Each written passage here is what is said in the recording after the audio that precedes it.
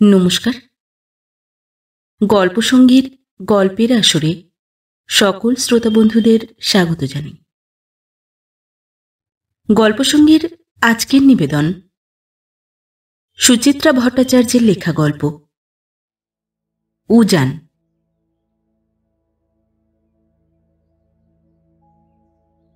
মন যে কখন কি চায় মনই কি জানে।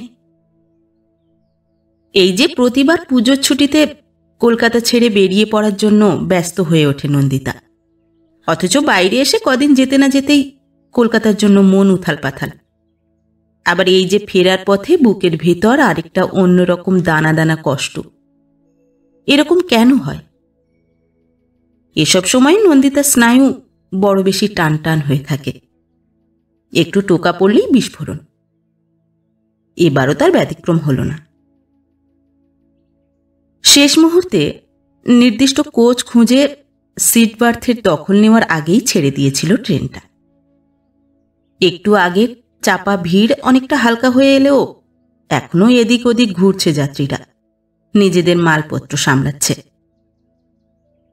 শ্যামলেন্দুর সঙ্গে নন্দিতাও সুটকেস, হোল্ডল আর খাবার প্যাকেট সব তুলে রাখছিল বাঙ্কের উপর। এমন সময় হঠাৎই পাশে রাখা সুটকেসটার গায়ে চোখ আটকে গেল তার। ছাই রং সুটকেসের গায়ে কালো সাদা স্টিকারে জলজল করছে নামটা, রাকা রায়। নামটা বড় চেনা চেনা না? নন্দিতা পলকের জন্য থমকাল। পলকের জন্য? পরক্ষণেই মন চলে গেল অন্যদিকে। তাদের জানালার ধারের সিটটায় বসে আছে এক অবাঙালি তরুণ, গাঁট্টা গোঁট্টা, বছর 24 বয়স। ছেলেটা এখানে কেন? এ সিটটা তো নন্দিতাদের। নিশ্চিত হওয়ার জন্য আবার নিজেদের বার্থ নাম্বারগুলো মিলিয়ে নিল নন্দিতা। 41, 42, 43 ঠিকই আছে। জানালার সিটটা তাদেরই। ছেলেটাকে উঠে যেতে বলবে? ভাবতে গিয়েই নন্দিতার খেয়াল হলো রিমলি পাশে নেই। গেল কোথায়? এই তো ছিল। নন্দিতা ছটপট করে উঠল। রিমলি, রিমলি! নন্দিতার মেয়ে সাড়া দিল পাশের কূপ থেকে। এই যে মা, আমি এখানে। ওখানে কি করছিস তুই? কিছু না, জানালার ধারে বসে আছি।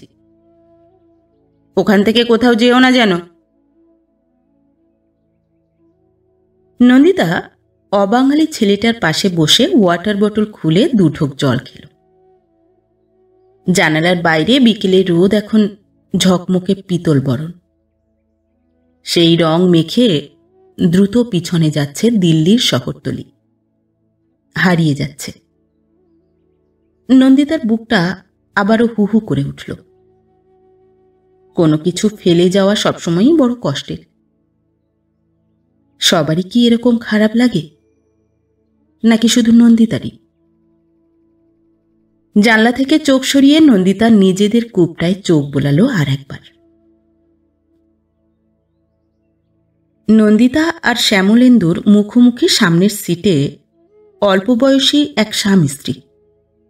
দেখেই বোঝা যায় নতুন বিয়ে হয়েছে। একটু ঘন হয়ে বসে এর মধ্যেই পরস্পর মগ্ন হয়ে গেছে কথায়। খুব ঝলমলে একটা সালোয়ার কামিজ পরেছে মেয়েটি, হাত ভর্তি এত কাচের চুল। ওদের পাশে জানালার ধারের মহিলাটি নন্দিতারই সমবয়সী প্রায়।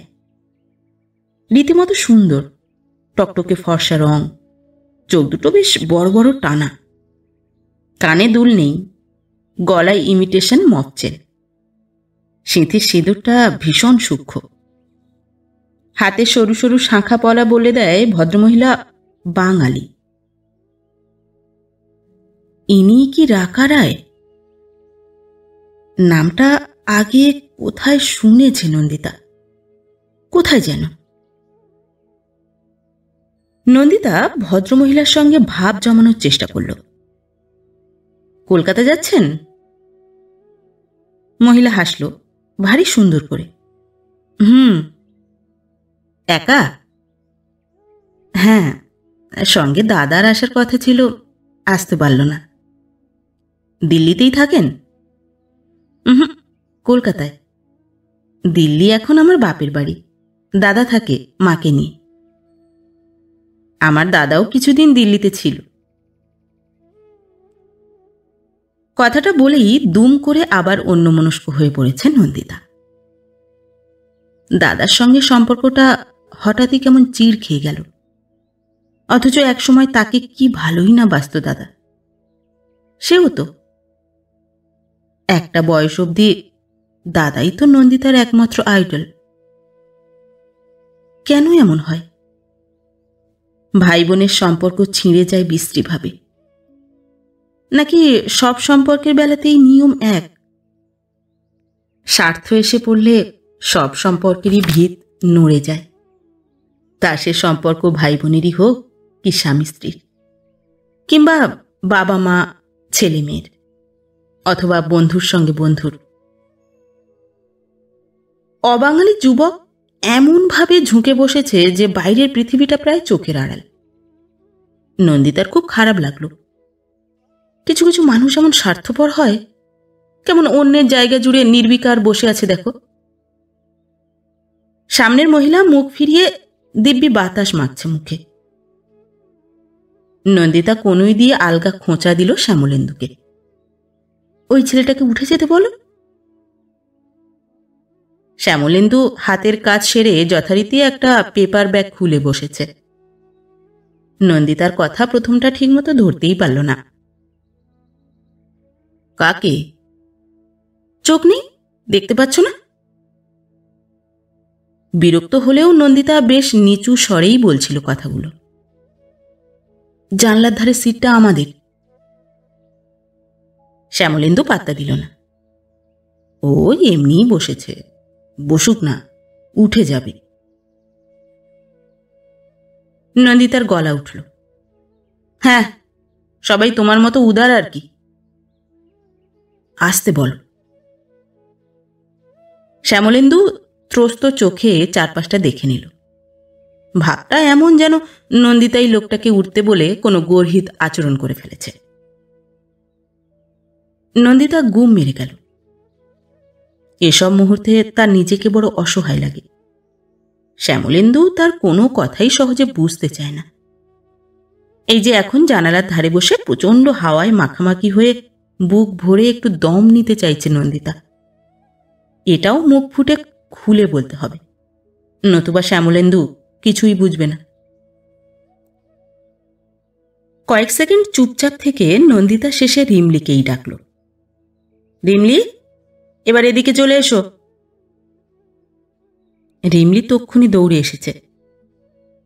ওদিকে পাঞ্জাবিগুলো কি ভালো বাংলা বলে মা। ছি! নন্দিতা মেয়েকে শাসন করল। ও কি কথা ছিরি? আঙ্কেল বলতে পারো না? রিমলি ঢোক গিলল। Sorry sorry, uncle. ওই আঙ্কেলরাও না কলকাতাতেই থাকে মা। ঠিক আছে। আঙুল চালিয়ে মেয়ের চুল ঠিক করে দিল নন্দিতা। এবারে এখানে বসো। না, আমি জানলার ধারে বসবো। তোমার বাবাকে বলো। জানলা দখলকারী যুবক রিমলির দিকে হাসি হাসি মুখে তাকিয়ে থাকলেও নির্ঘাত একবর্ণ ভাষা বুঝছে না। না হলে একটু লজ্জা তো পেত নিশ্চয়ই। ও মা, আমি কি জানি? বললাম না বাবাকে বলো। সামনের জানালায় বসা মহিলা হুট করে বলে বসল, তুমি এখানে বসবে? এসো, বসো। রিমলি মাথা নাড়ল। দূর, ওদিকে হাওয়া নেই, ওটা তো উল্টো দিক। নন্দিতারও ইচ্ছে নেই মেয়েকে সোজাসুজি হাওয়ায় বসতে দেওয়ার, তবু চুপ করে রইল। রিমলি শ্যামলেন্দুকে ঠেলা দিল। বাবা, ও বাবা। শ্যামলেন্দুকে বই বন্ধ করতেই হলো। নন্দিতার দিকে তাকিয়ে হতাশভাবে মাথা নেড়ে সামনের দিকে ঝুঁকেছে। বিনীত গলায় বলছে, माफ करना भाई साहब, वो सीट शायद हमारा है, मैं कानपुर में ही उतर जाऊंगा। শ্যামলেন্দু পাছে বিগলিত হয়ে পড়ে। নন্দিতা তাড়াতাড়ি হাল ধরে নিল। हमारा लड़की वहां बैठेगी, आप दूसरा कोई जगह ढूंढ लीजिए। শ্যামলেন্দু বলে উঠল, नहीं नहीं, आप इधर भी बैठ सकते हो। नहीं ठीक है, आप लोग आराम से बैठिए। নন্দিতার কথার রুক্ষতায় ছেলেটি আহত হয়েছে বোঝা যায়। নন্দিতার ইচ্ছে হলো ছেলেটিকে নিজে একবার বসতে বলে, পারল না। আরও মেজাজটা খারাপ হয়ে গেল তাতে। মাঝে মাঝে কি যে হয় তার, লাগাম টেনেও মনের রাজ ধরতে পারে না। সামনের ওই দম্পতি, ওই হাসিমুখ মহিলা, নিশ্চয়ই তাকে খুব দুর্মুখ ভাবছে। ইস! রিমলি জানালার ধারে বাবু হয়ে বসে গল্প জুড়েছে সামনের মহিলার সঙ্গে। তুমি একা একাই যাচ্ছ? তোমার বুঝি ভয় করে না? হুম, আমাকে মা একা কোথাও যেতে দেয় না, মা খুব ভীতু। নন্দিতা কথা বলে সহজ করতে চাইল নিজেকে। মেয়ের কথা শুনেছেন? সব সময় এরকম পাকা পাকা কথা। পাকা পাকা কোথায়, বেশ মিষ্টি তো। মিষ্টি না ছাই, একটু পরেই আপনাকে পাগল করে ছাড়বে। না না, পাগল করবে কেন? মহিলা হাত বাড়িয়ে গাল টিপে দিল রিমলির। চকলেট খাবে? বলেই উঠে দাঁড়িয়ে বাং থেকে সুটকেসটা নামালো। রাকা রায় লেখা সুটকেসটা। নন্দিতা থমকেছে নতুন করে। এই তবে রাকা রায়? রাকা রায় কার নাম? রানুদির জায়ের নাম? সিদ্ধার্থর বইয়ের নাম? ওফ, মনে পড়েছে, রাকা তো অরুণের বউয়ের নাম। হ্যাঁ, রাকাই তো, অরুণ রায়ের বউ রাকা রায়। নন্দিতার ভুরুতে ভাঁজ পড়ল। এই রাকা রায় কি সেই রাকা রায়? দূর, তার দিল্লিতে বাপের বাড়ি হতে যাবে কেন? নন্দিতা যতদূর শুনেছে, অরুণ যাকে বিয়ে করেছে সে শ্যামবাজারের মেয়ে। সুমিতা সেই রকমই রিপোর্ট দিয়েছিল। না না, এ সে নয়। একই নামে দুটো মেয়ে থাকতেই পারে, তবে সেও তো শুনেছে বেশ সুন্দরী। তা বলে কি আর এত সুন্দর? মনে মনে হাজার যুক্তি সাজিয়েও কে জানে কেন কিছুতেই নিঃসংশয় হতে পারছিল না নন্দিতা। মহিলাকে জিজ্ঞাসা করতেও বুক ঢিপ ঢিপ করছে। সত্যি যদি সেই রাকাই হয়? শেষ পর্যন্ত কৌতূহলের কাছে দ্বিধা হার মানল। আপনাকে খুব চেনা চেনা লাগছে। কলকাতায় কোথায় থাকেন বলুন তো আপনি? সাউথে, ভবানীপুর। ভবানীপুরের কোথায়? পূর্ণ সিনেমার কাছে। পূর্ণ সিনেমা? নন্দিতার শরীরে সমস্ত শিরা উপশিরাগুলো এবার একসঙ্গে ঝনঝন করে বেজে উঠেছে। আর কোনো সন্দেহই নেই, সেই। আপনারা কোথায় থাকেন? রানীকুঠি। নন্দিতা আড়ষ্ট উত্তর দিল। হৃৎপিণ্ডের পাগলা ঘণ্টিটা বেজেই চলেছে। রাকাও কি চিনতে পারছে তাকে? মুখ দেখে অবশ্য কিছুই বোঝা যাচ্ছে না। এমন হতে পারে মেয়েটা খুব নিখুঁত অভিনয় জানে। হয়তো প্রথম থেকেই চিনেছে নন্দিতাকে, হয়তো ইচ্ছে করেই। হতেই পারে। নন্দিতার কি কোনো ছবিই নেই অরুণদের বাড়িতে? আর কারো কাছে না থাক, অরুণের অ্যালবামে থেকে যেতে পারে এক আধটা। অরুণ কি আর নন্দিতার সব ছবি ফেলে দিয়েছে? এমনও হতে পারে রাস্তাঘাটে কোনোদিন দূর থেকে রাকাকে দেখিয়েছে অরুণ, ওই দেখো ওই যে যাচ্ছে, ওটাই নন্দিতা। নন্দিতা হয়তো দুর্মনস্ক ছিল সে সময়, অরুণ বা রাকাকে সে খেয়ালই করেনি। রাকার সঙ্গে কোনো রকমের দু একটা দায় সারা কথা বলে নন্দিতা বাথরুমে যাবার নাম করে উঠে গেল। শহরতলি ছাড়িয়ে এসে ধাবমান এসি এক্সপ্রেসের গতি এখন উদ্দাম। বিশাল প্রান্তরের মাঝখানে খোলা বাতাসের সঙ্গে এখন তার অসম লড়াই। পর্যুদস্ত বাতাস আছাড় খেয়ে পড়ছে বারবার, মাথা কুটে মরছে। সংকীর্ণ প্যাসেজটা ধরে পরপর পরিপূর্ণ কুঠরিগুলো পেরিয়ে টলমল পায়ে এগিয়ে যাওয়ার চেষ্টা করছিল নন্দিতা। বাথরুমে এসেও কিছুতেই স্থির হয়ে দাঁড়াতে পারছে না। পায়ের তলার জমি থরথর কাঁপছে। টাল সামলাবার জন্য নন্দিতা বেসিনের পাশের রগটাকে আঁকড়ে ধরল। আয়নায় ক্রমাগত কেঁপে চলেছে আরেক নন্দিতা। কাঁপছে না হাসছে হিহি করে? কিরে, বোকার মতো ঘাবড়ে গেলি কেন?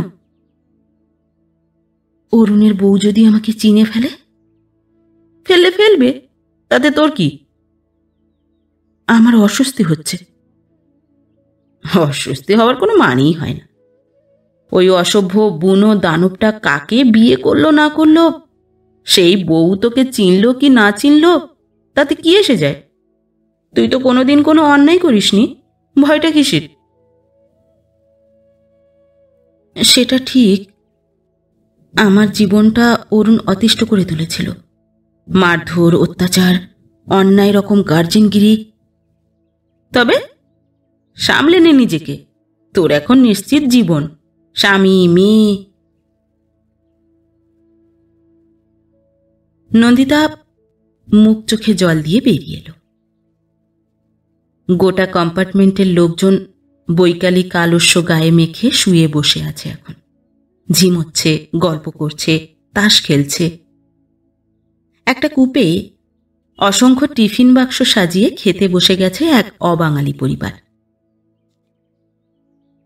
প্যাসেজের দিকে সিটে একটি মেয়ে উদাস চোখে আকাশের দিকে তাকিয়ে। নন্দিতাদের প্যাসেজের সিটের বয়স্ক ভদ্রলোক দুজন কি যেন গভীর আলোচনায় ব্যস্ত হয়ে পড়েছেন। নন্দিতা শ্যামলেন্দুর সামনে গিয়ে দাঁড়াল। কি গো, বই মুখে করে বসে থাকলেই হবে? সেই কখন ভাত খেয়েছ? 11টার আগে। খিদে পায়নি? শ্যামলেন্দু বই বন্ধ করল। হ্যাঁ দাও, কিছু খেতে ফেতে দাও। খাবার টুকরিটা বাং থেকে নামাতে নামাতে নন্দিতা এক পলক দেখে নিল রাকাকে। রিমলির সঙ্গে বকবক করে চলেছে মেয়েটা। নন্দিতা মেয়েকে বলল, আয় খেয়ে নে আগে।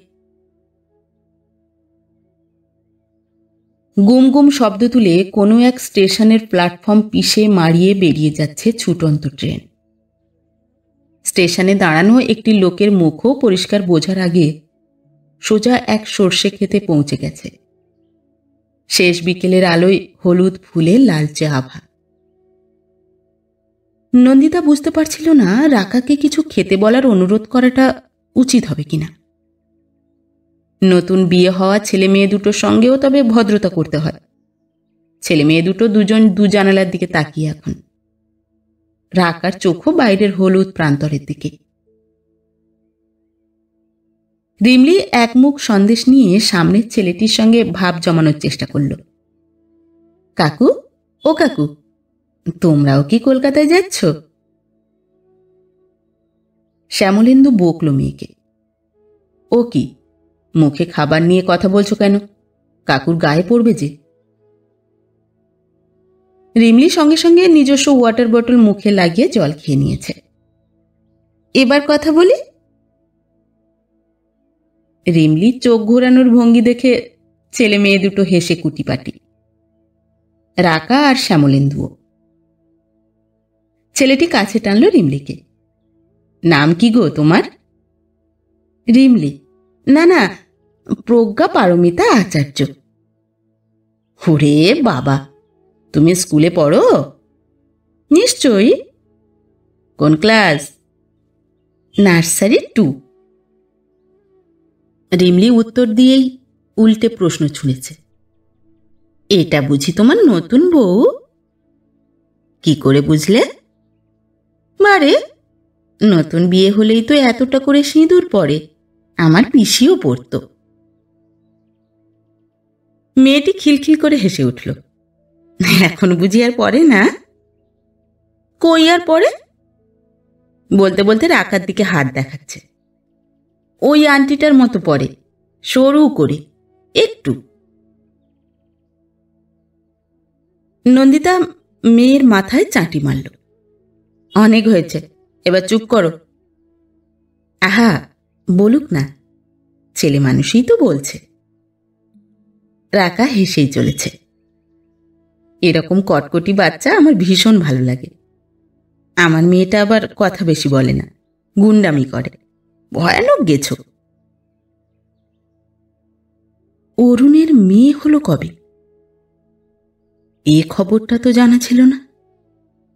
অবশ্য জানার উপায়ও নেই আর। সুমিতাটা বিয়ে করে সেই ব্যাঙ্গালোর চলে গেছে। ওর কাছ থেকেই অনেক খবরাখবর পাওয়া যেত অরুণের। নন্দিতার দৃষ্টি স্থির হলো কয়েক সেকেন্ডের জন্য। রাকা কি মেয়ের খবর ইচ্ছে করেই শোনালো তাকে, না শুধুই কথার কথা? মুখ ফসকে নন্দিতা জিজ্ঞাসা করে ফেলল, কত বড় মেয়ে আপনার? এর থেকে বড়, 5 পুরে এবার 6 পড়বে এই নভেম্বরে। তবু এখনো এত। নন্দিতা দ্রুত হিসেব করে নিচ্ছিল। ডিভোর্স হওয়ার পরপরই বিয়ে করেছিল অরুণ, মানে বছর 7 আগে। রাকা বলছে রাকার মেয়ে 6 হয়ে যাবে। তার মানে এবার আর বিয়ের পর তর সয়নি অরুণের।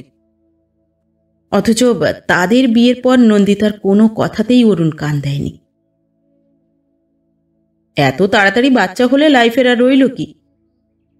কেন, যাদের বাচ্চা হয় তাদের বুঝি লাইফ থাকে না? বাজে বকো না তো। এখন তো ফুর্তি করার সময়, তা না এখন থেকেই ভ্যাঁ চ্যাঁ, আমুল স্প্রে, গ্রাইপ ওয়াটার। তাছাড়া বাচ্চা হলে মেয়েদের ফিগার নষ্ট হয়ে যায়। আমি ফিগার নিয়ে মাথা ঘামাই না। আমি ঘামাই, লোকে কি বলবে? অরুণের বউটা একটা কুমড়ো পটাশ। হ্যাঁ, আমার বউ হবে দেখার মতো, বুক ফুলিয়ে দেখাবো সকলকে। বউ কি দেখানোর জিনিস? তাছাড়া কি, সবসময় সেজে গুজে টিপ টপ থাকবে। অরুণ ছিল ওই রকমই। সারা দিন ধরে শুধু উদ্দামতা, আমোদ প্রমোদ, বিলাসিতা, বন্ধু বান্ধব আর খেলার মাঠ নিয়ে বুঁদ হয়ে থাকা। নিয়ম করে 5:30টায় ঘুম থেকে উঠেই মাঠে দৌড়াতো। প্র্যাকটিস থেকে ফিরেই স্নান খাওয়া সেরে অফিস। খেলা থাকলে অফিস থেকে মাঠ সেরে একরাশ বন্ধু বান্ধব নিয়ে বাড়ি ফিরত। তারপর সন্ধ্যা থেকে রাত অবধি তাদের আসর। খেলা যেদিন থাকতো না সেদিন বাইরে আড্ডা মেরে ফিরতে ফিরতে রাত 10টা। সেসব দিন মুখে আবার হালকা মদের গন্ধ। সবকিছুর পর রাত্রে আরেক প্রস্থ ভালোবাসার খেলা। সেই খেলায় নন্দিতার কোনো আলাদা ভূমিকা থাকতে পারবে না, ইচ্ছে অনিচ্ছে থাকবে না। শুধু এক পেশে নির্মম বাসনা মিটিয়ে যেতে হবে তাকে। মাগো, আর কিছুদিন অরুণের সঙ্গে থাকলে নিঃশ্বাস বন্ধ হয়ে মরেই যেত নন্দিতা। নন্দিতার বন্ধুরা বলতো, ইস, কি দেখে যে তুই পছন্দ করেছিলি অরুণকে? তোর সঙ্গে কোনো কিছুতেই তো মিল নেই, না শিক্ষা না রুচি।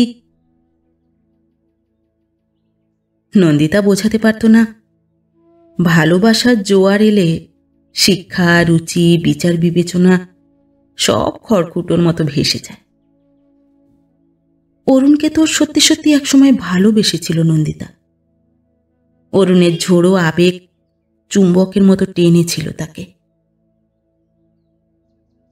রাকার সঙ্গেও কি অরুণ বিছানায় সেই একই রকম আচরণ করে? পুরনো দৃশ্য চোখের সামনে ভেসে উঠতে নন্দিতা কুঁকড়ে গেল বিতৃষ্ণায়। হেমন্তের বিকেল দ্রুত মরে আসছে বাইরে। কামরার ভিতরেও বাতাসের সঙ্গে ভেসে আসছে তরল অন্ধকার। জানালার দিকে পিছন ফিরে বসে থাকা রাকার মুখে সেই অন্ধকারের ছায়া। রাকা কি এখনো চিনতে পারেনি নন্দিতাকে? বোধহয় না। স্বামীর আগের পক্ষের স্ত্রীর সঙ্গে কেউ কি এত সহজভাবে কথা বলতে পারে? কাগজের কাপে কফি বিক্রি করতে এসেছে একটা লোক। ছেলে মেয়ে দুটো কফি খাচ্ছে। শ্যামলেন্দু আবার ডুবে গেছে বইয়ের পাতায়।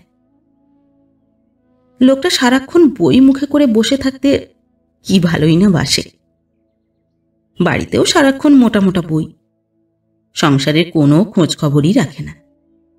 সংসার তো দূরের কথা, মেয়ে বউয়েরও না। নন্দিতার এক এক সময় মনে হয় সে বা রিমলি যদি 7 দিন বাড়িতে নাও থাকে, সেটাও বোধহয় টের পাবে না শ্যামলেন্দু। নন্দিতা রাকাকে জিজ্ঞাসা করল, কফি খাবেন? রাকা মাথা নাড়ল। ও তো চিনি দেওয়া কফি। আপনি বুঝি চিনি খান না? খুব কম, বড্ড মোটা হয়ে যাচ্ছে। নন্দিতা হেসে ফেলল। কোথায় মোটা? বলতে বলতে চোখ নাচালো। কত ওজন? কত? 56 কেজি। তাতেই আমার বর আর দেওরটা যা খ্যাপায়। কথাটা ঠং করে বাজল নন্দিতার কানে। বউ সম্পর্কে স্লিম স্লিম বাতিক এখনো তবে যায়নি অরুণের। এই বউ নিয়ে আদিক্ষেতাও নিশ্চয়ই অনেক বেশি। তার মতো তো আর মাজা গায়ের রং নয়। নাক চোখও অনেক তীক্ষ্ণ, ফিগারটাও। ভাবতে গিয়ে বুকের ভিতর আচমকা একটা পিঁপড়ের কামড় অনুভব করছিল নন্দিতা। সুন্দরী বউ পেয়ে অরুণ তাহলে সুখেই আছে। তার উপর এমন স্বামী সোহাগিনী বউ। স্বামীর আড়ালেও মোটা না হওয়ার চেষ্টা করে যাচ্ছে প্রতিনিয়ত। সেই গ্রাম্য দেওরগুলো নিশ্চয়ই বৌদি বলতে অজ্ঞান এখন।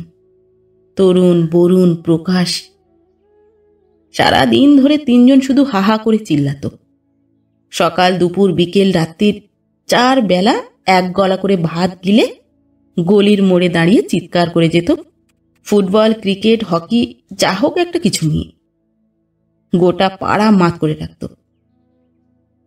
এই শান্ত সভ্য মেয়েটা কি করে মিলেমিশে আছে তাদের সঙ্গে? গাড়ির গতি ধীরে ধীরে কমে আসছে। দুপাশে এখন ঘন জনপদ। শ্যামলেন্দু বাইরের দিকে উঁকি দিল। ঘড়িও দেখল একবার। টুন্ডোলা আসছে বোধহয়। নন্দিতা একটু স্বামীর গা ঘেঁষে বসল। এখানে ভালো রাবড়ি পাওয়া যায় না? শ্যামলেন্দু আর মোড়া ভাঙল। সে ইটাওয়াতে ভালো পাওয়া যায়। স্টেশন এলে একবার নেমে দেখো না বাবা। আর আমাকে উপরের ব্যাগটা একটু নামিয়ে দাও, 2টো মাফলার বার করব। তেমন তো একটা ঠান্ডা নেই। তা হোক, একটুতেই তোমার আর তোমার মেয়ের যা গলা ফুলে যায়। শ্যামলেন্দু কথা বাড়াল না। এসব ক্ষেত্রে সে কথা বাড়ায়ও না। সংসারের ব্যাপারে কিংবা শ্যামলেন্দু রিমলির ব্যাপারে নন্দিতার সিদ্ধান্তই চূড়ান্ত। সিমলা থেকে কেনা 2টো নতুন মাফলার কিট ব্যাগ থেকে বার করল নন্দিতা। সঙ্গে একটা পাতলা চাদরও। রিমলি যে কোনো মুহূর্তে ঘুমিয়ে পড়তে পারে, তখন লাগবে। টুন্ডোলাতে ট্রেন থামতেই শ্যামলেন্দু ব্যস্ত সমস্ত হয়ে গেটের দিকে এগিয়ে গেল। রাকা জিজ্ঞাসা করল, আপনার স্বামী খুব কম কথা বলেন, তাই না? ভীষণ। শব্দটা উচ্চারণের সময় হঠাৎই এক ধরনের অহংকার ফুটে উঠল নন্দিতার গলায়। ওর স্টুডেন্টরা বলে স্যার নিজেই নাকি একটা জ্যান্ত বই, বইয়ের মতোই নিঃশব্দ। কিন্তু উনি কলেজে পড়েন? আগে পড়াতো, আমি যে কলেজে পড়ি সেখানে। এখন ইউনিভার্সিটিতে চলে গেছে। পড়াশুনো ছাড়া পৃথিবীর কিছুই বোঝে না। নিজের কানেই নিজের কথাগুলো সুর হয়ে যাচ্ছিল নন্দিতা। সে কি রাকাকে শোনাতে চাইছে কথাগুলো, না নিজেকেই শোনাতে চাইছে? অরুণের চেয়ে অনেক বেশি গুণী মার্জিত এক প্রকৃত শিক্ষিত মানুষের সঙ্গে ঘর করে সে এখন। শ্যামলেন্দু কোলাহল ঠেলে ভিড় পেরিয়ে রাবড়ির ভাঁড় হাতে নিয়ে ফিরে আসছে, সঙ্গে কয়েকটা শালপাতার ঠোঙা। রিমলি দেখেই লাফিয়ে উঠল, আমি খাবো, আমি খাবো, আমাকে দাও। নন্দিতার ভুরু কুঁচকে গেল। এরকম দেখলে পনা তার একদম পছন্দ নয়, তাছাড়া রাকার সামনে। নন্দিতা গম্ভীর মুখে বলল, অসভ্যতা করো না, তোমায় ঠিক দেওয়া হবে। তবে তুমি আর এরপর জানালার ধারে বসবে না। ট্রেন ছাড়লেই গলায় মাফলার জড়াবে। না, আমি জানলার ধারে বসবো। না, বসবে না। রাকা রিমলিকে ভোলাতে চাইল। তুমি জানালার ধারে বসতে চাও, তাই তো? ঠিক আছে, তুমি এদিকে এসে বসো, আমি ও পাশে যাচ্ছি, তোমার মায়ের পাশে। জানালার ধারেও বসা হবে, হাওয়াও লাগবে না। খুশি? নন্দিতা বিরক্ত হল। বেশ তো উল্টো দিকে বসেছিল, পাশে কেন এসে বসতে চায়? আপনি কি খুব হই হুল্লোড় বন্ধু বান্ধব ভালোবাসেন? না তো। গঙ্গার ধারে বেড়াতে গিয়ে শুধু ফুচকা, আলু কাবলি, ভেলপুরি খেয়েই চলে আসেন? না, একদমই না। হঠাৎ হঠাৎ ক্যানিং, ডায়মন্ড হারবার বেড়াতে যেতে কেমন লাগে আপনার? এটা ভালো লাগবে, যদিও যাইনি কখনো। একা একা বৃষ্টিতে ভিজতে কেমন লাগে? দারুণ। রাকাকে একের পর এক প্রশ্ন করতে করতে নিজের প্রশ্নগুলো নিজেই উপভোগ করছিল নন্দিতা। রাকা বুঝতেও পারছে না তার স্বামীর প্রতিটি পছন্দ অপছন্দ এখনো মুখস্থ আছে নন্দিতা। বিয়ের পর প্রথম প্রথম হঠাৎ কোনো লক্ষ্য ছাড়াই নন্দিতাকে নিয়ে বেরিয়ে পড়ত অরুণ। শিয়ালদা থেকে ট্রেনে উঠে ক্যানিং কিংবা ডায়মন্ড হারবার। নদীর পাড়ে দাঁড়িয়ে অরুণ নিজের মনেই বেসুরো গলায় গান ধরত। একবার বাসন্তী যাওয়ার পথে ভুটভুটিতে উঠে খুশিতে চুমুই খেয়ে ফেলতে যাচ্ছিল নন্দিতাকে। লোকজন সব হাঁ করে দেখছে, অরুণের ভ্রুক্ষেপ পর্যন্ত নেই। আমার বউকে আমি আদর করব, কার বাবার তাতে কি? ফেরার পথে সেবার ক্যানিংয়ের মাছের আড়ত থেকে এক গাদা চিংড়ি কিনে ফেলল। সেই চিংড়ি সেই রাতেই রান্না করে খেতে হলো বাড়ির সবাইকে। সবসময় লাফাচ্ছে, ঝাঁপাচ্ছে, হই হই চিৎকার করে যাচ্ছে। একবার ডায়মন্ড হারবারে নদীর ধার ধরে দৌড়তে দৌড়তে অদৃশ্য হয়ে গিয়েছিল ভাঙা লাইট হাউসটার আড়ালে। কিছুক্ষণের মধ্যেই অবশ্য একইভাবে দৌড়তে দৌড়তে ফিরে এলো। দেখেছে তো, একটুও দম কমেনি। বন্ধুরা বলে আমি নাকি হাফ টাইমের প্লেয়ার হয়ে যাচ্ছি। সেই লোকটার সঙ্গে এই মেয়েটার মিলে কিভাবে? নন্দিতা আবারও জেরা করল রাকাকে।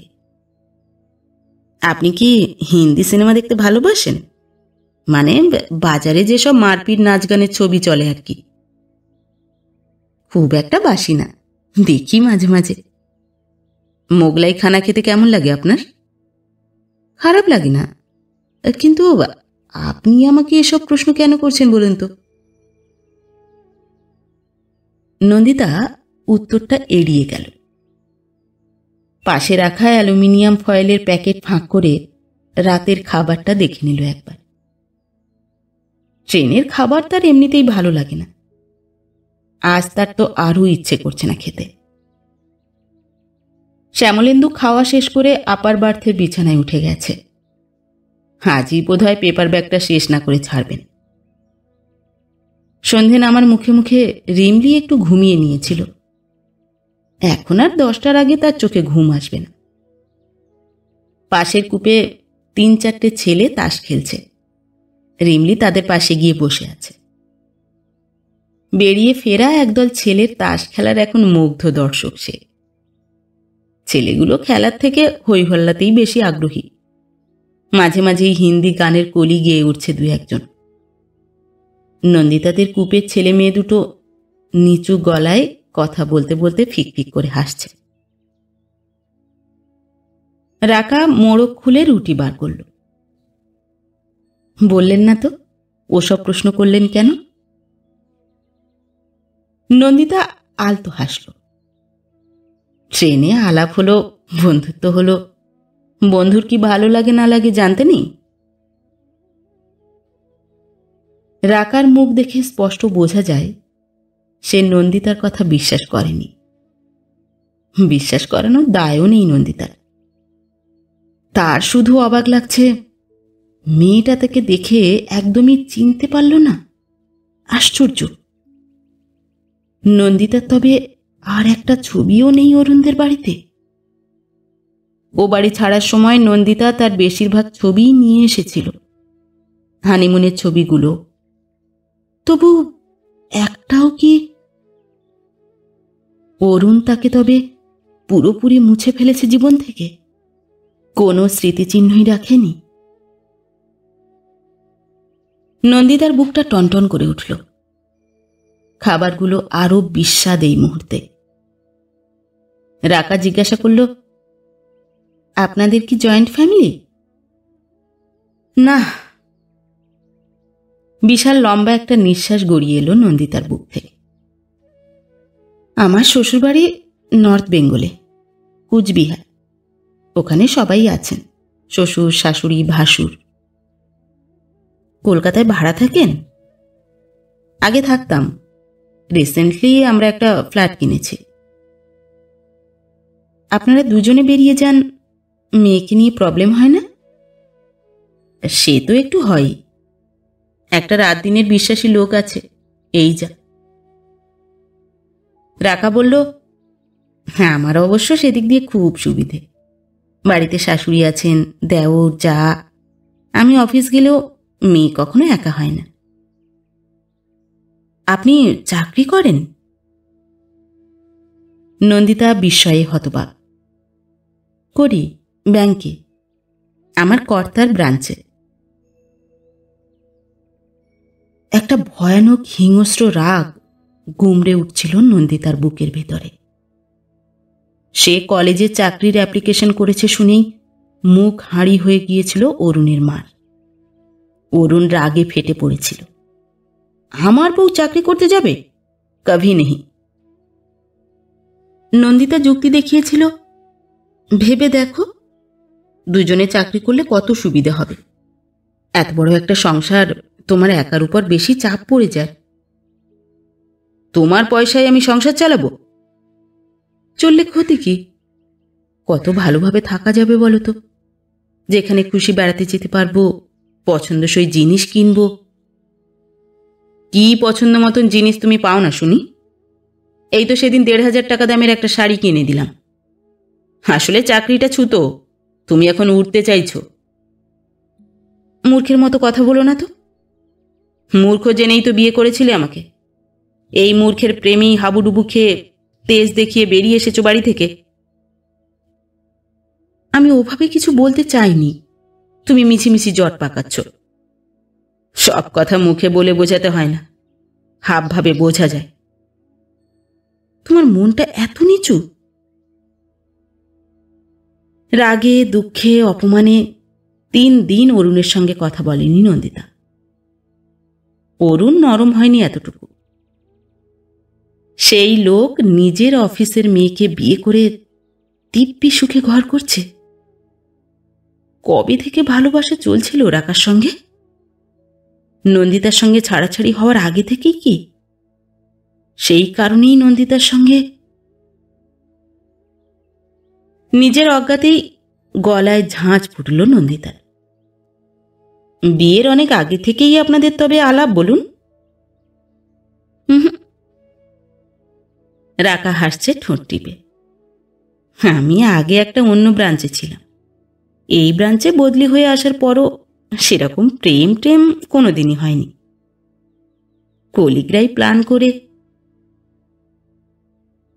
ও, তার মানে অরুণের দুর্ভাগ্যে কাতর সহকর্মীরাই ব্যাপারটা ঘটিয়েছে। কিন্তু সুমিতা কেন নন্দিতাকে বলেনি রাকা চাকরি করে? নন্দিতার কাটা ঘায়ে নুনের ছিটা দেবে না বলে? হয়তো তাই।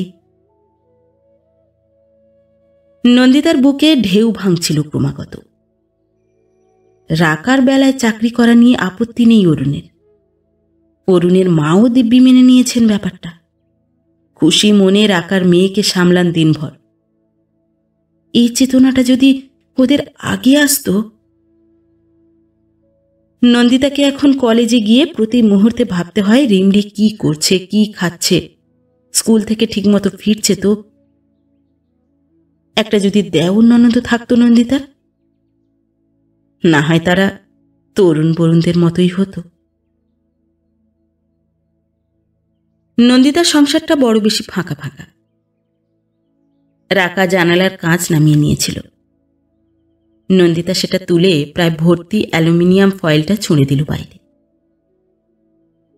পলকে এক ঝলক দমকা বাতাস ঝাঁপিয়ে পড়ছে গায়ের উপর। নন্দিতা জানালা বন্ধ করে দিল। বেসিনে হাত ধোয়ার জন্য যেতে যেতে রিমলির উপর চড়াও হলো। কিরে, তুই ঘুমোবি না? দেখো না, এই কাকুটা আমাকে কিছুতেই যেতে দিচ্ছে না। ছেলেগুলো হেসে উঠল। একজন বলল, এই মিষ্টি মেয়েটা হাত ছোঁয়ালেই যা দারুণ তাস উঠছে না বৌদি। আরেকজন বলল, বসুন না বৌদি। তাস খেলা নন্দিতা দু চোখের বিষ। ছেলেগুলোর আহ্লাদেপনা মোটেই পছন্দ হলো না তার। 9টা বেজে গেছে। রিমলি, এবার ঘুমোবে চলো। রিমলিকে বাথরুম করিয়ে নিয়ে এসে নন্দিতা দেখল শ্যামলেন্দু নিচে নেমে সিগারেট ধরিয়েছে। কি সব কথা বলছে রাকার সঙ্গে। নন্দিতার শরীরটা ছ্যাঁত করে উঠল। কি আলোচনা হচ্ছে দুজনের? রাকা নন্দিতাকে দেখে বলল, আমার এক জামাইবাবু ক্যালকাটা ইউনিভার্সিটিতে আছেন। ওকে জিজ্ঞেস করছিলাম চেনেন কিনা। নন্দিতা শ্যামলেন্দুর দিকে তাকালো। তুমি নেমে এলে যে, বই শেষ? শ্যামলেন্দু ঠোঁট উল্টাল। আলোটা বড় কম, চোখে লাগছে। নন্দিতাদের শোয়ার তোড়জোড় দেখে নতুন বরবউ দুজন ঈষৎ সন্ত্রস্ত। রাকাও যদি শুয়ে পড়তে চায়, তাদের উঠে যেতে হবে নিজেদের বার্থে। দুজনেরই মনে হয় বেশ অনিচ্ছা তাতে। শ্যামলেন্দুর সঙ্গে বিয়ের পর প্রথমবার বেরিয়ে ফেরার সময় দারুণ ভিড় ট্রেনে উঠতে হয়েছিল, আগ্রা থেকে। ট্রেনে পাশে উঠেই উসখুস করছিল শ্যামলেন্দু। নন্দিতার মনে হয়েছিল একটু বোধহয় বাঁকে আসতে চাইছে মানুষটি। ওমা, প্রথম সুযোগেই একটা বাঁক পেয়ে শটান শুয়ে পড়ল তাতে। নিচে সারা রাত ঠায় বসে নন্দিতা। পরে বুঝেছে উদাসীন মানুষটার পক্ষে সেটাই স্বাভাবিক আচরণ। না হলে ওভাবে কোনো মেয়েকে বিয়ের প্রস্তাব দেয় কেউ পরীক্ষার হলে গার্ড দিতে দিতে? ডিভোর্সের পর বাপের বাড়িতে থাকাটা তখন প্রায় অসহ্য হয়ে উঠেছে নন্দিতার। দাদা বৌদির সঙ্গে সম্পর্ক তিক্ততম পর্যায়ে। একবার বিয়ে হয়ে গেলে মেয়েদের জন্য বাপের বাড়ির চৌকাঠ যে কত উঁচু হয়ে যায় প্রতি পলে তখন নন্দিতা টের পাচ্ছে। একলা থাকার জন্য একটা বাড়ি বা হোস্টেল খুঁজে খুঁজে হন্যে, কিন্তু একা মেয়েকে কে দেয় বাড়ি? পেইং গেস্ট থাকতে চাইলেও সহস্র জেরার মুখোমুখি হতে হয়। লেডিস হোস্টেলের সংখ্যা বড়ই অপ্রতুল। এমন একটা সময়ে চিন্তায় চিন্তায় পাগল নন্দিতা পরীক্ষার হলে শ্যামলেন্দুর গলা শুনেছিল। ম্যাডামকে খুব ডিপ্রেসড লাগছে যেন। নন্দিতা উত্তেজনার মাথায় বলে ফেলেছিল, একটা বাড়ি খুঁজে দিতে পারেন? হোস্টেল ফোস্টেল? কার জন্য? আমার জন্য। বাড়িতে ভীষণ প্রবলেম হচ্ছে। দাদা বৌদি। বলতে গিয়ে নন্দিতার সম্বিত ফিরেছিল। না মানে ওদের একটু অসুবিধে। শ্যামলেন্দু চিন্তিত মুখে উঠে গিয়েছিল চেয়ার থেকে। গোটা হলে বার কয়েক চক্কর মেরে পাশে এসেছে। আপনি আমার ফ্ল্যাট শেয়ার করতে পারেন। আমার এক্সট্রা ঘরও আছে, একা থাকি। নন্দিতা স্তম্ভিত। লোকটা কি পাগল না বদমাইশ? ডিভোর্সি মেয়েদের অনেক রকম অশোভন প্রস্তাব শুনতে হয় অনেক সময়, তা বলে শ্যামলেন্দু বলবে? যার কিনা সভ্য ভদ্র মার্জিত পণ্ডিত বলে এত সুনাম কলেজে, যাকে একটু আগে শ্রদ্ধার চোখে দেখেছে নন্দিতা। আপনি কি বলছেন আপনি জানেন? জানি, জানি বলেই বলছি। আপনার মানসিক অসুবিধা না থাকলে আমরা বিয়েও করে নিতে পারি। নন্দিতা দপ করে জ্বলে উঠেছিল। আপনার সঙ্গে কথা বলতে যাওয়াটাই ভুল হয়েছে। দুদিন পরে করিডোরে তাকে একা পেয়ে আবার শ্যামলেন্দু বলেছিল, আমার প্রপোজালটা ভেবে দেখেছ? নন্দিতা চোয়াল কঠিন। আপনি থেকে সোজাসুজি তুমি? একবার মনে হয়েছিল যাচ্ছে তাই ভাবে অপমান করে দেয়, কিন্তু শ্যামলেন্দুর মধ্যে এমন এক ব্যক্তিত্ব আছে যা খারাপ মনে হলেও খারাপ ভাবা যায় না তাকে। শ্যামলেন্দু আবার ধরেছে তাকে। কি হলো, ভেবেছ? না, সময় পাইনি। নন্দিতা একবার ভেবেছিল প্রিন্সিপালের কাছে নালিশ করে শ্যামলেন্দুর নামে। অন্যান্য সহকর্মীদের কাছে শ্যামলেন্দুর মুখোশটা খুলে দেওয়ার কথা ভেবেছিল একবার, কিছুই করতে পারেনি। নিজের সঙ্গে একা হলেই ওই শান্ত সৌম্য মিতাভাষী শ্যামলেন্দু ভেসে উঠেছে মনের পর্দায়। কেন যেন মনে হয়েছে ওই মানুষটাকে বিশ্বাস করা যায়। তবুও দিনের পর দিন তাকে প্রত্যাখ্যান করে গেছে নন্দিতা। শ্যামলেন্দুও হাল ছাড়েনি। শেষে মরিয়া হয়ে নন্দিতা একদিন বলে ফেলেছে, ভালো না বেশে শুধু ঘর শেয়ার করার জন্য একজন আরেকজনকে বিয়ে করতে পারে? শ্যামলেন্দু বিকারহীন। আমি কি একবারও বলেছি আমি তোমাকে ভালোবাসি না? তবু মুখ ফুটে বলেনি, আমি তোমাকে ভালোবাসি, আমি তোমাকে চাই। তোমাকে ছাড়া চাঁদ তারা ফুল পৃথিবী সব বৃথা। নন্দিতা প্রশ্ন ছুঁড়েছিল, আমার পাস্ট লাইফ সম্পর্কে কিছু জানেন আপনি? না জানার কি আছে? এই কলেজের প্রতিটি ইট কার জানে। তোমার একটা ফুটবলার স্বামী ছিল, সে তোমাকে কিক করে গোল পোস্টের বাইরে বের করে দিয়েছে। তার সঙ্গে আমার কি সম্পর্ক? কেন ঝগড়া হয়েছিল জানেন? অনুমান করতে পারি, নিশ্চয়ই বনেনি। আপনার সঙ্গে যে বনবে নিশ্চয়তা কি? ট্রাই করতে দোষ কি? You can start afresh. নন্দিতার মুখ থেকে দুম করে বেরিয়ে গেছে, আমার কিছু শর্ত আছে। জানি, তুমি তোমার মতো থাকবে, আমি আমার মতো। কেউ কারুর ব্যক্তিগত স্বাধীনতায় মাথা গলাবো না, তাই তো? নন্দিতা কেঁদে ফেলেছিল। হৃৎপিণ্ড লাফাতে শুরু করেছিল বেয়ারা ভাবে। শ্যামলেন্দু কথা রেখেছে অক্ষরে অক্ষরে। তবে কেন যে নন্দিতার মনে হয় শ্যামলেন্দু যদি একটু জোর করেই ঢুকে পড়তো তার ব্যক্তিগত ইচ্ছা অনিচ্ছায়, বেশি ভালো লাগতো তার। শ্যামলেন্দু টয়লেট থেকে রাত্রে পরার পাজামা পাঞ্জাবি পরে এসেছে। সাদা পোশাকে রোগা লম্বাটে চেহারাটা আরও গুরুগম্ভীর। চোখে হাই পাওয়ারের চশমা, চওড়া কপালে ঝকঝকে তামাটে মুখ। নন্দিতার হাতে তোয়ালে ফেরত দিয়ে তত্তর করে উঠে গেল উপরের বার্থে। আর কিন্তু আমাকে ডাকবে না, একেবারে ভোরে উঠব। 11টা সাড়ে 11টায় কানপুর আসবে। তখন যদি চা খাওয়ার ইচ্ছে হয় কাজ তুলবে, চাওয়ালাকে ডাকবে, আমাকে নয়। নন্দিতা জিজ্ঞাসা করল, এয়ার পিলো নিয়েছ? এয়ার পিলোতে আমার ঘুম হয় না, চাদর মুড়িয়ে বালিশ করে নিচ্ছে। রিমলি নন্দিতার কোলের কাছে ঘুমিয়ে কাঁদা। জোর করে একবার শোয়াতে পারলে ঘুম আসতে দেরি হয় না মেয়ের। নন্দিতা রাকাকে বলল, এই হচ্ছে মেয়ে, এই হচ্ছে বাবা, পুরো কুম্ভকর্ণ ফ্যামিলি। রাকা হাসল।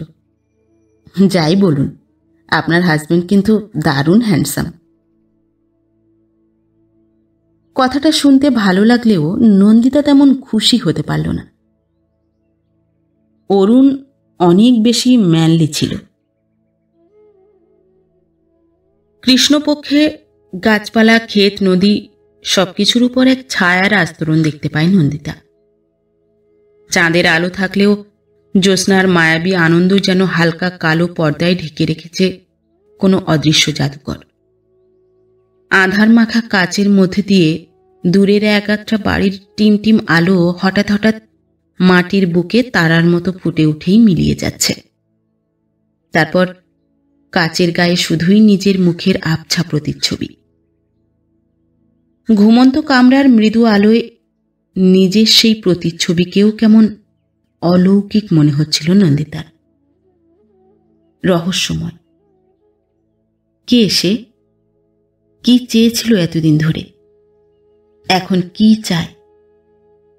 কেন ওই সামনে শুয়ে থাকা মেয়েটাকে দেখে এত চঞ্চল হয়ে পড়েছে সে?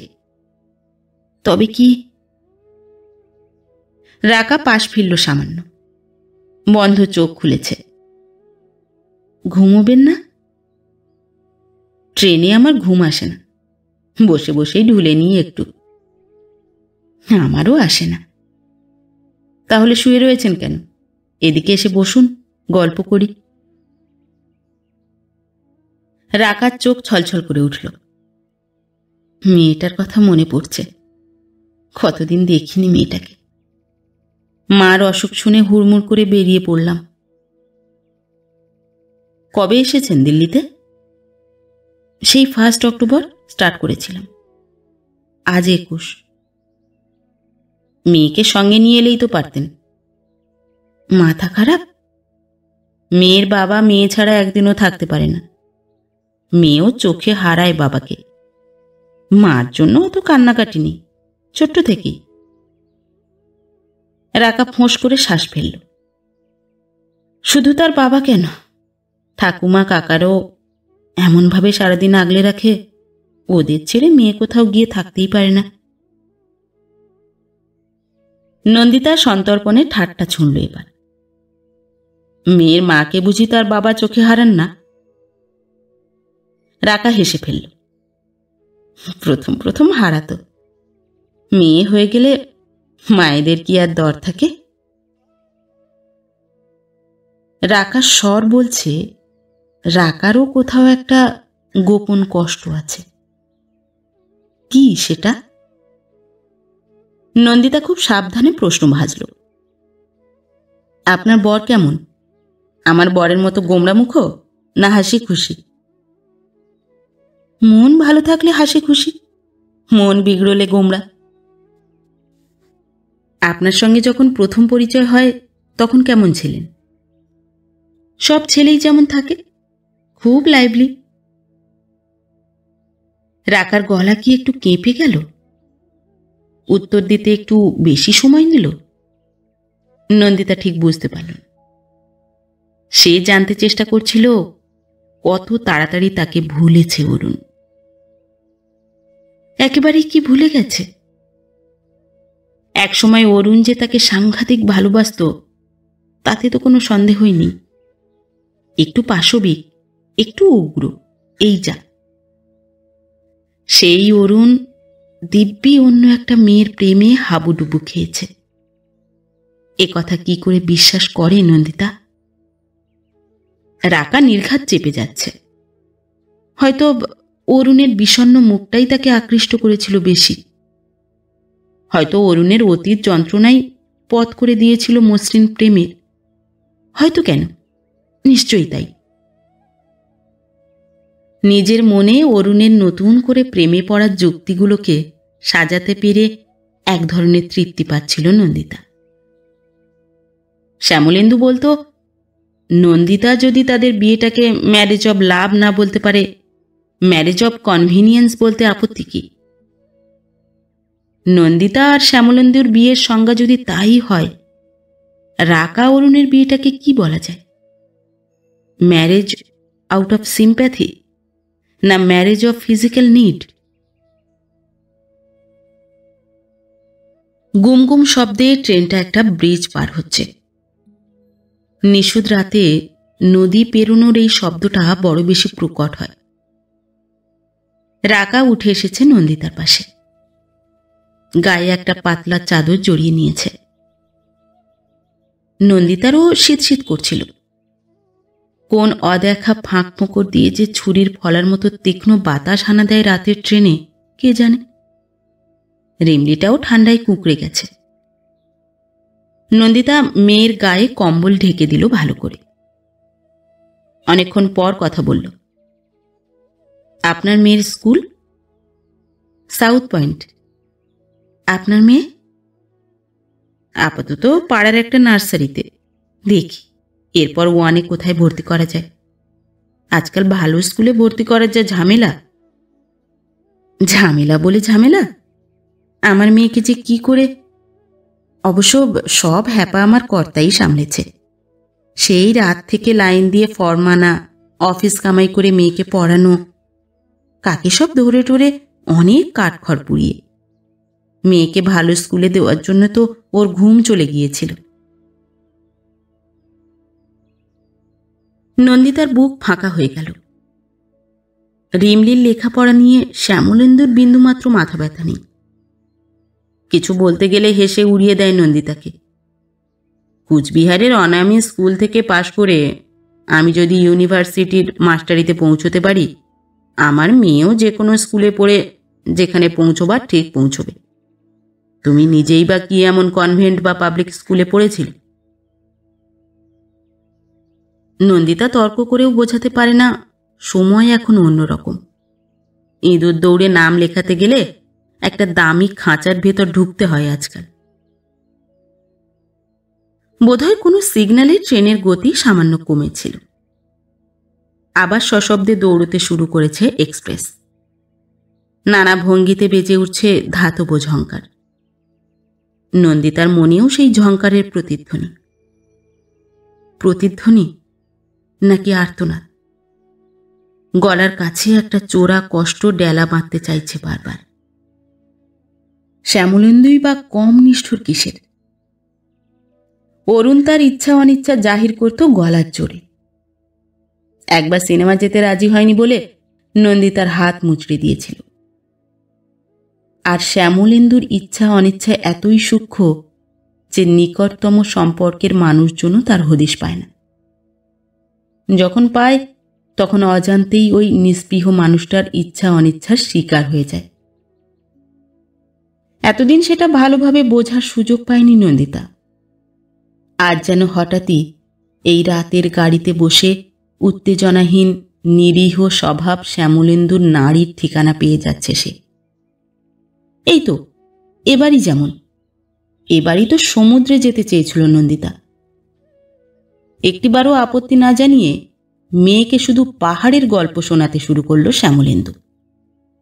তখন সমুদ্রে যাওয়ার কথা উঠতেই মেয়েরও বায়না শুরু, সে বরফের পাহাড় দেখবি। এখন নন্দিতা বুঝতে পারছে রিমলি নয়, শ্যামলেন্দুই পাহাড়ে যেতে চেয়েছিল। এমন অনেক নিষ্ঠুরতা থাকে যার বিরুদ্ধে চিৎকার করা যায় না, দেওয়ালে মাথা ঠোকা যায় না। কেবল একটা শীতল বন্ধ জানালার ধারে বসে অন্ধকারের দিকে তাকিয়ে বুক চেরা কষ্ট নিয়ে জেগে থাকতে হয় সারা রাত। মাঝের বাঙ্কে শুয়ে নতুন বিয়ে হওয়া মেয়েটা ঘুমের ঘোরে এলোমেলো হাত বাড়াচ্ছে, যেন আঁকড়ে ধরতে চাইছে কাউকে। বিদ্রুপের হাসিতে নন্দিতার ঠোঁট বেঁকে গেল। রাকারও দৃশ্যটা নজরে পড়েছে।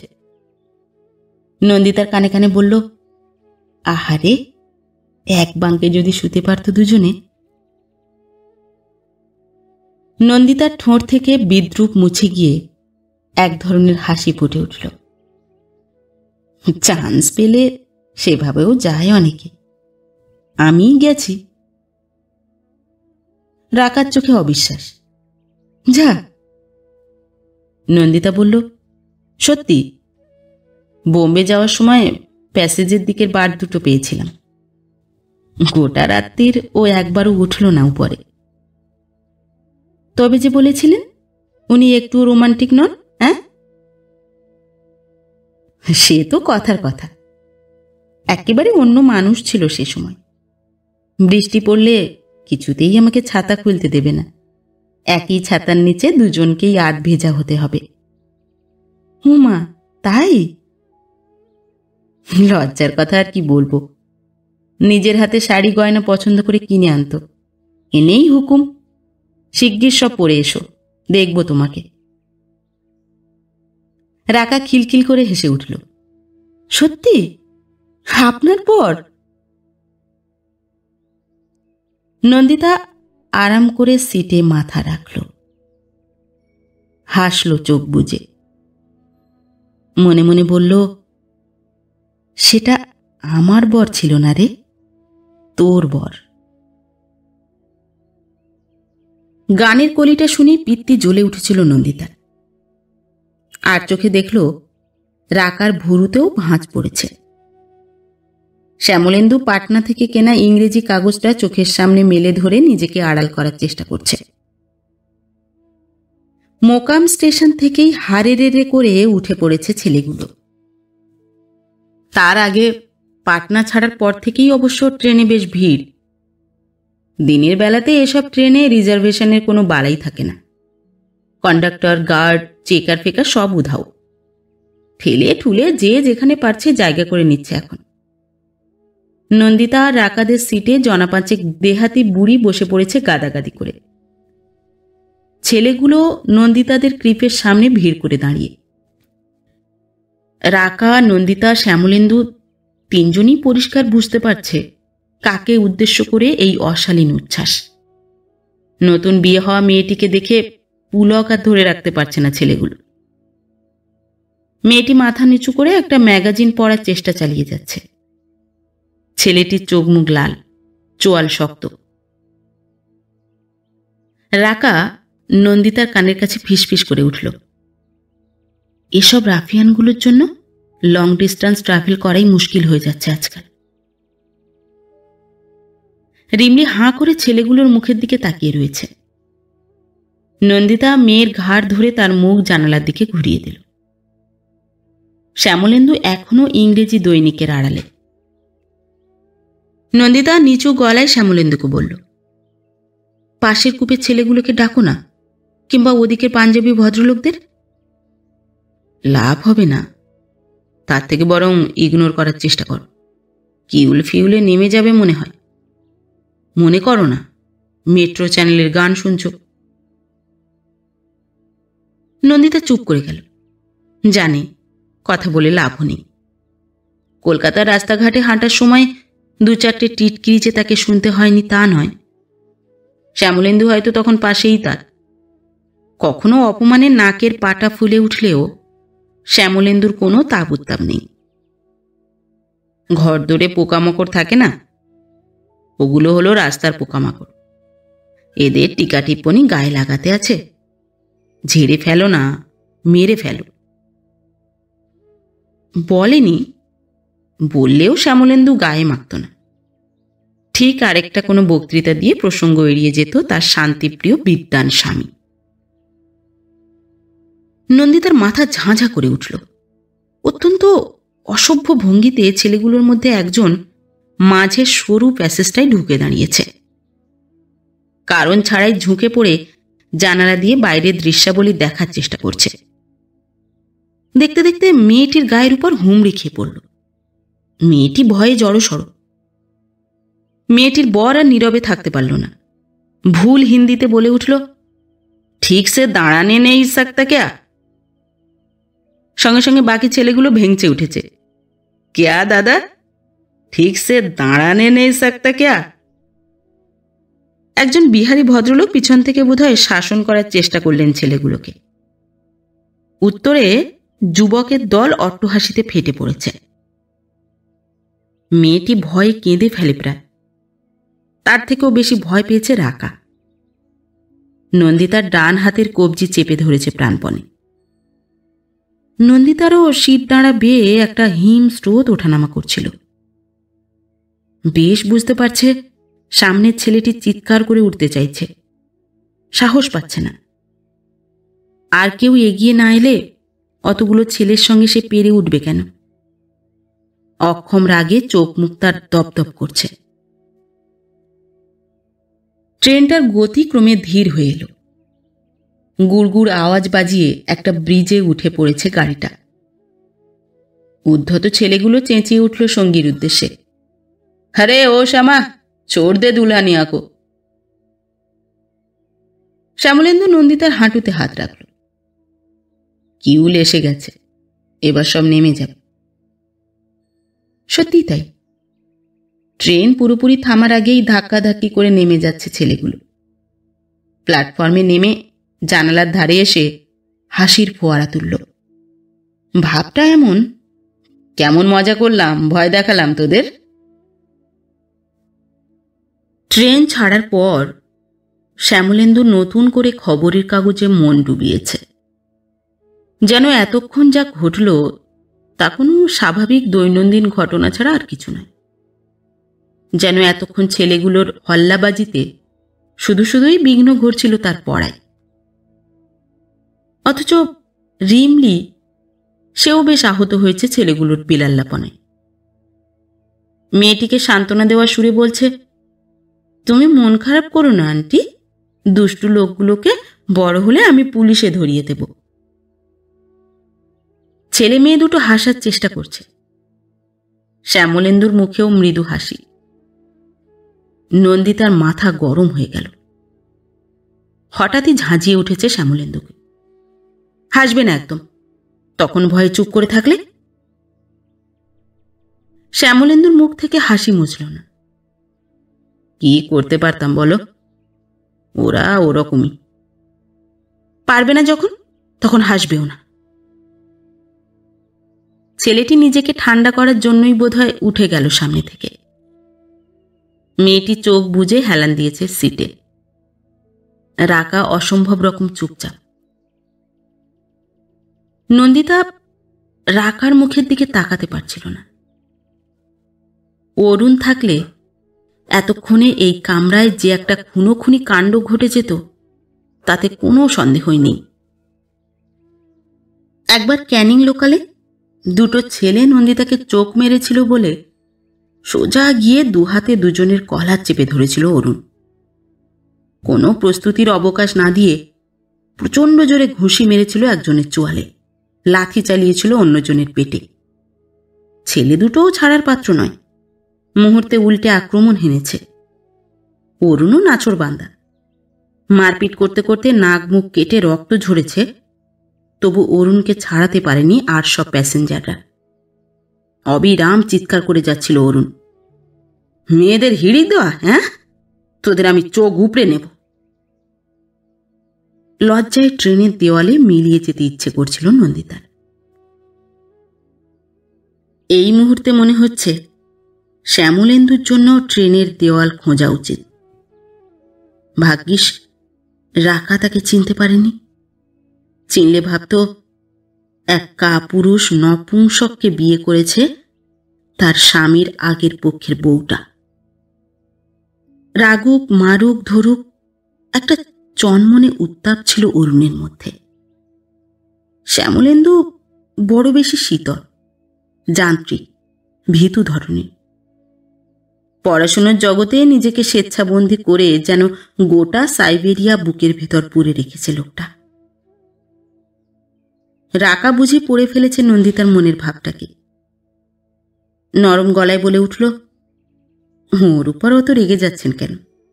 সত্যি তো, উনি একা কি বা করতে পারতেন? দেখলেন না, এত ভদ্রলোক চারদিকে, কেউ জোর গলায় প্রোটেস্ট করল না। নন্দিতার মুখ থেকে বেরিয়ে গেল, আপনার স্বামী থাকলে তিনি নিশ্চয়ই চুপ করে বসে থাকতেন না। রাকা বলল, কে জানে, ওর সঙ্গে থাকা অবস্থায় এরকম সিচুয়েশনে তো পড়িনি কোনোদিন।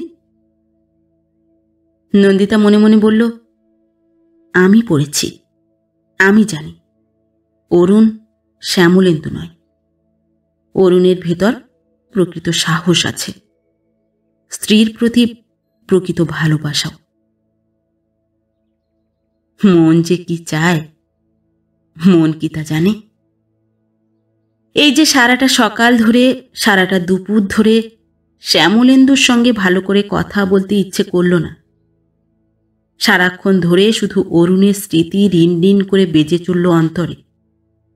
বারবার মনে হলো, অরুণের সঙ্গে কোনো তুলনাই চলে না শ্যামলেন্দুর। অরুণ কম শিক্ষিত হয়েও অনেক বেশি প্রাণ প্রাচুর্যে ভরা। সেই মনই সহসা কেন যে বিরূপ অরুণের উপর। শ্রীরামপুর ছাড়িয়ে ট্রেনটা আরও এগিয়ে যাওয়ার পর রাকা নিজের মনেই বলে উঠেছিল, 1 ঘন্টার উপর লেট যাচ্ছে গাড়িটা। কে জানে কেউ স্টেশনে থাকবে কিনা। মুহূর্তে নন্দিতার ভুরু জোড়া। কার আসবার কথা আছে? হাসার তো কথা আমার বরেরই। শ্যামলেন্দু বলল, চিন্তার কি আছে, আমরা তো ভবানীপুরের উপর দিয়েই যাব, তেমন হলে আপনাকে। নন্দিতা নিথর। অরুণ স্টেশনে আসতে পারে শুনেই আতঙ্কে শিথিল হয়ে আসছে তার শরীর। ওই লোকটার সামনাসামনি পড়তে হবে, যে কিনা ঘাড় ধরে নন্দিতাকে বার করে দিয়েছিল বাড়ি থেকে, যে কিনা ডিভোর্সের পরপরই নন্দিতাকে সম্পূর্ণ মুছে ফেলে আরেকটা মেয়েকে নিয়ে সুখের সংসার পেতেছে। রাকা বাথরুমের দিকে যেতেই নন্দিতা হিসহিস করে উঠল। ওর বর আসবে কি আসবে না সেটা ওর ব্যাপার, গায়ে পড়ে উটকো ঝামেলা তোমার ঘাড়ে নেওয়ার দরকার কিসে? বাহ, ভদ্রমহিলার সঙ্গে এত বন্ধুত্ব হয়ে গেল, অবিরাম গল্প করে গেলে, আর ট্রেন থেকে নামার সময় সে উটকো ঝামেলা। নন্দিতা হাতের কাছে ভালো যুক্তি খুঁজে পেল না বলেই নিজের সিদ্ধান্ত জানিয়ে দিল স্পষ্টভাবে, আমি হাওড়া পৌঁছে কারোর জন্য দাঁড়াবো না। তুমি অপেক্ষা করে দেখো ওর স্বামী আসে কিনা, তারপর দরকার হলে পৌঁছে দিয়ে এসো। শ্যামলেন্দু আরও গম্ভীর হয়ে গেল। গোমরা মুখে সুটকেস হোলডল নামাচ্ছে বাঙ্ক থেকে। মুখ দেখে বোঝা যায় নন্দিতার আচরণে যথেষ্ট ক্ষুব্ধ সে। শ্যামলেন্দুর কাছে ছোট হয়ে নন্দিতারও খারাপ লাগছিল। কি করবে? সব মানুষেরই এমন কিছু কথা থাকে যা কাউকে খুলে বলা যায় না, নিজের স্বামী বা স্ত্রীকেও নয়। রাকা বাথরুম থেকে মুখ টুক ধুয়ে ফিরে এলো। নন্দিতারা মোটামুটি নামার জন্য তৈরি। রিমলি ওয়াটার বটল কোলে করে বকবক করছে সামনের ছেলে মেয়ে দুটোর সঙ্গে। রাকা নিজের সুটকেস মেঝেতে নামালো। কাল রাত থেকে আমি একটা কথা ভাবছিলাম। নন্দিতা জানালা দিয়ে শহরতলির স্কাইলাইন দেখার ভান করছিল। অনিচ্ছা সত্ত্বেও ঘুরে তাকাতে হলো তাকে। কি? কাল আপনি একটা প্রশ্নের উত্তর দেননি কিন্তু। কোন প্রশ্ন? ওই যে আমি কি ভালোবাসি কি বাসি না, কাল ওসব কেন জিজ্ঞেস করছিলেন? এমনি। নন্দিতা লম্বা শ্বাস ফেলল। স্রেফ কৌতূহল। কৌতূহল মিটল? কি বুঝলেন? সব কি আর কোনোদিন পুরোপুরি বোঝা যায়?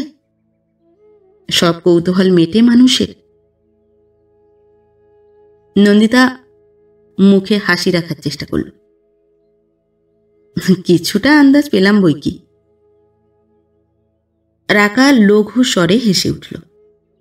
বেশ, আমার বর স্টেশনে এলে আলাপ করিয়ে দেব।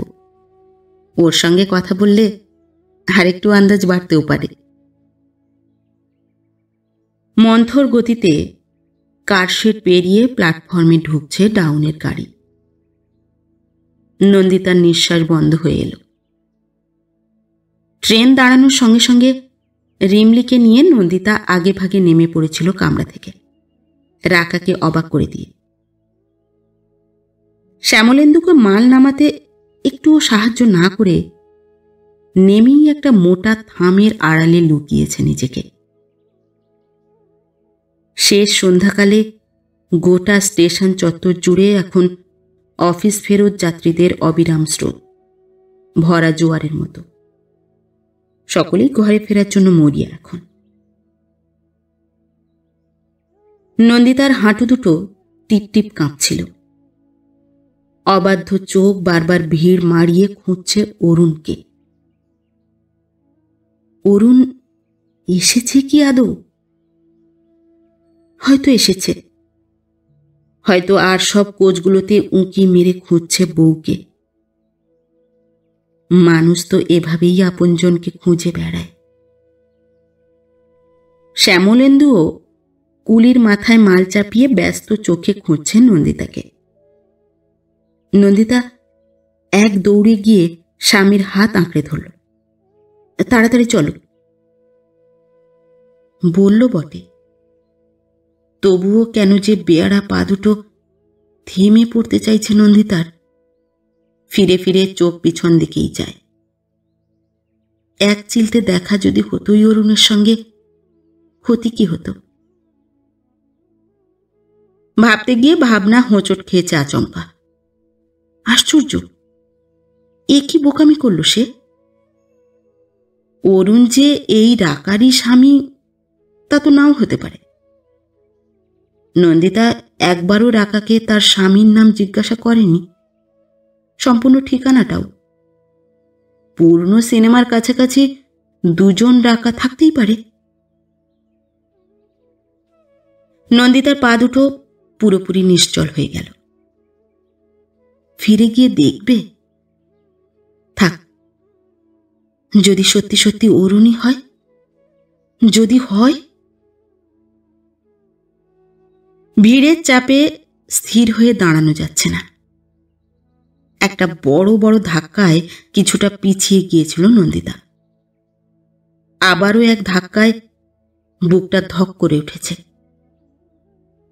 শ্যামলেন্দু বা রিমলি কেউ আর নেই চোখের নাগালে। দুজনেই ভিড়ে হারিয়ে গেছে। নন্দিতা উদ্ভ্রান্তের মতো ভিড় সরিয়ে সামনে এগোনোর চেষ্টা করছিল। কোথায় শ্যামলেন্দু? রিমলি কোথায়?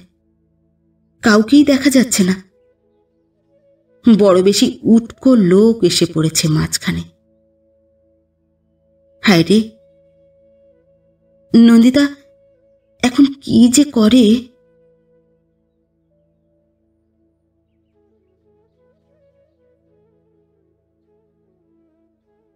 নমস্কার। পরবর্তী গল্প নিয়ে খুব শিগগির ফিরে আসছি। ততক্ষণ সবাই ভালো থাকবেন, সুস্থ থাকবেন।